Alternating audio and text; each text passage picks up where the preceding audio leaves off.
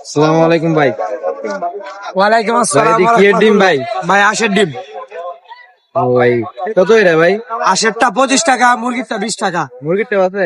মুরগিটাও আছে, দেশি মুরগি নাকি ব্রয়লার? ব্রয়লার। দেশি মুরগি নাই? দেশি মুরগি চলে না ভাইয়া। আসে ডিম দে। আশের ডিম না ভাই দে। হাফ বয়েল না ফুল বয়েল? ভাই আমি তো ফুল বয়েলই খাই, ফুল বয়েলই দে। না, ফুল বয়েল আছে। দে।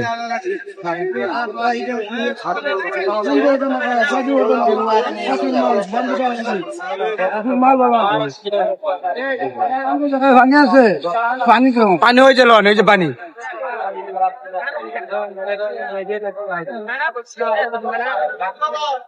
ভাই ডিম তো দি ভালো স্পিডে চলতে পারেন। হ্যাঁ ইনশাল্লাহ, আপনারা দয়।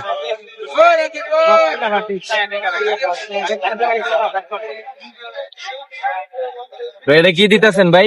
এটা লবণ দিলাম, এরপর চাটনি আছে, চাটনি এলে চাটনি দেবো। এটা চাটনি ভাই? চাটনি চোখ করে ঝালো না, অনেক টেস্ট একটা জিনিস। এটা কি দিয়ে বানান ভাই?